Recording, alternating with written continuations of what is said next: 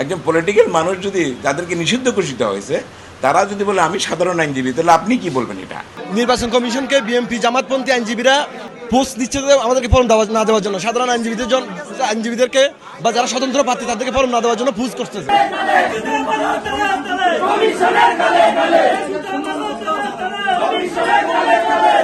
আমি দেখলাম যে প্রায় প্রত্যেকটা পোস্টে প্রতিদ্বন্দ্বী ক্যান্ডিডেট আছে, প্রায় প্রত্যেকটা পোস্টে। এখন ডিটেলস আমি জানি না, কারণ ওনার মাত্র শেষ করলো, ওনার কাজ শেষ হলে ওনার সাথে আমরা আলাপ করবো কমিশনারের সাথে, কারণ এটা কাজটা পুরোটাই কমিশনারের কাজ, এটা আমাদের কোনো কাজ নেই।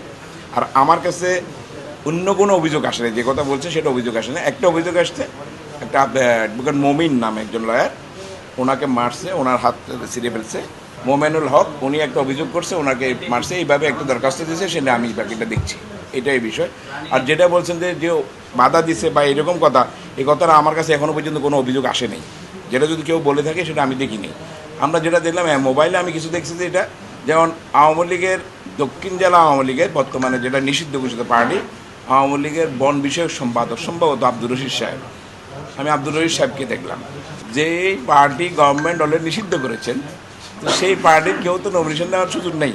সেটা যদি বলে থাকেন, আপনি যদি বলে থাকেন কয়েকটা আইনজীবীকে বাধা দিচ্ছে বা দেয়নি, যেটা বলছেন সেটা যদি ওনারা বিয়ে থেকে সেটা আইনগতভাবে ওনাদের নেওয়ারও তো ক্ষমতা নাই।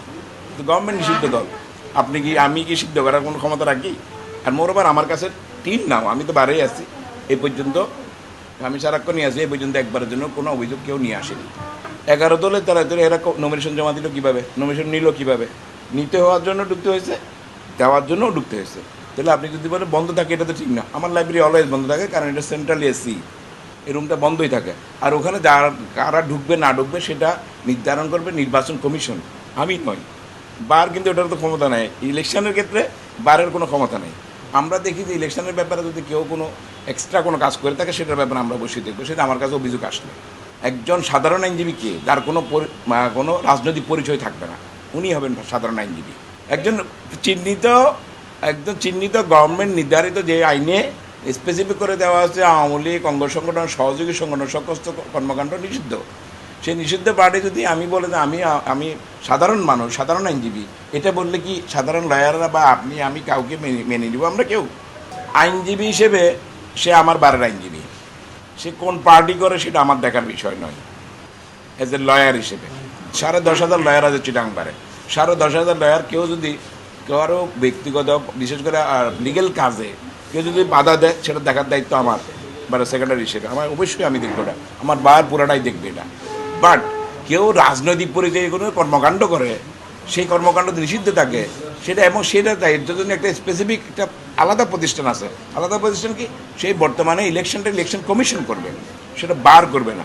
আপনি বার এবং ইলেকশন কমিশনকে আলাদা দেখবেন, একসাথে দেখার সুযোগ নেই। কিন্তু বাংলাদেশের দ্বিতীয় বৃহত্তম বার চট্টগ্রাম জেলা আইনজীবী সমিতি, আমরা আইনের শাসনে বিশ্বাস করি। আজকে যেটা হয়েছে আইন অনুযায়ী হয়েছে, এখানে বেআইনি কোনো কাজ হয়নি এবং বেআইনি কোনো কাজ আমরা বিশ্বাস করি না।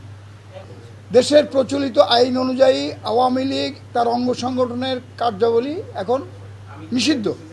সুতরাং নিষিদ্ধ কোনো সংগঠনের কোনো লোক যদি এসে বলে আমাদেরকে ভোট দিচ্ছে না বা আমরা প্রার্থী হতে পারছি না, সেটা তো আমাদের কিছু করার নেই। এটা তো নির্বাচন কমিশন রয়েছে এবং নির্বাচন কমিশন দলের আমাদের সমিতির গঠনতন্ত্র এবং দেশের প্রচলিত আইনকে অনুসরণ করেছে, এর বাইরে কিছু করেননি।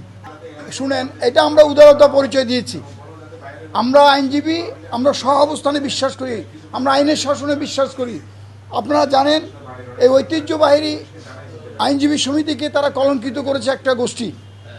বিগত 24-এর আন্দোলনে 31শে জুলাই ফ্যাসিস্ট বিরোধী আন্দোলনে চট্টগ্রাম আদালত অঙ্গনে যে মার্চ ফর জাস্টিস যে কর্মসূচি হয়েছিল, সেখানে আপনারা দেখেছেন এই আজকে যারা বলছে সাধারণ আইনজীবী, তারা নিজেদের হাতে সশস্ত্র অবস্থায় লাঠি হাতে কিভাবে আইনজীবীদের এবং তৎকালীন বৈষম্য বিরোধী ছাত্রদের তারা করেছে, হামলা করেছে, তারাই এখন এসে সাধারণ আইনজীবী সেজেছে। এখন আমরা উদারতা পরিচয় দিয়েছি, আমাদের উপর হামলা হয়েছে, আমি নিজেও আহত হয়েছি, ফ্যাসিস্ট বিরোধী আন্দোলনে আমি নিজেও আহত হয়েছি, কিন্তু আমরা কোনো আইনজীবীর বিরুদ্ধে মামলা করিনি। এটা আমরা উদারতা পরিচয় দিয়েছি এবং এখনও তারা পেশাগত দায়িত্ব পালন করছে, আমরা সহাবস্থান করছি, তাদের পেশাগত কাজে আমরা বাধা দিইনি।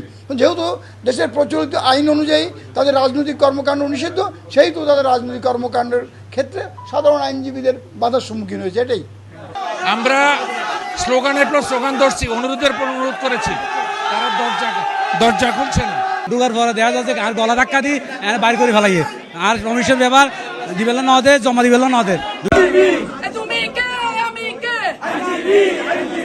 আমরা আজকে এখানে মূলত 2 ঘন্টা সময় দেওয়া হয়েছিল আমাদেরকে নমিনেশন পেপার সাবমিট করার জন্য।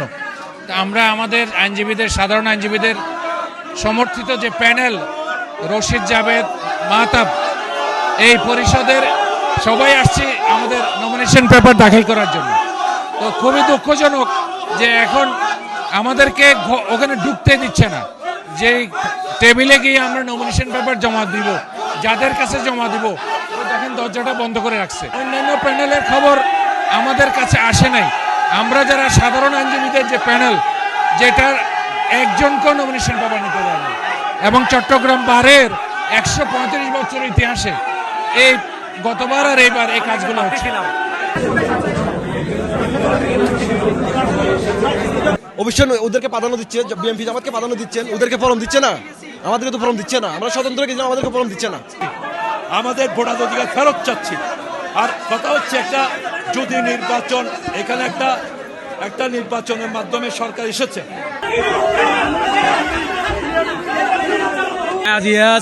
সিটাং ডিস্ট্রিক্ট বার নির্বাচন 2024 সাধারণ কার্যকরী পরিষদ নির্বাচনে সাধারণ আইনজীবী পরিষদ নমিনেশন লেভেলে গেলাম। ওনারা আরে বহুত কষ্ট করে ঢুকার পরে দেখা যাচ্ছে আর গলা ধাক্কা দিয়ে বাইর করে ফেলাইয়ে, আর কমিশন ব্যাপার দিবেল না ওদের, জমা দিবেল না ওদের। এই সেপ্টেম্বর ইতিহাসে 136 বছর ইতিহাসে এই প্রথম আমরা দেখলাম এই অবস্থা। এবার বাংলাদেশের কি অবস্থা আমরা না জানি, কিন্তু এই চিরাং বার একখান সৌহার্দ্যপূর্ণ নির্বাচন আছিল, যারা এককভাবে নির্বাচন করবে এই কারণে আলাদা বার করে দিয়ে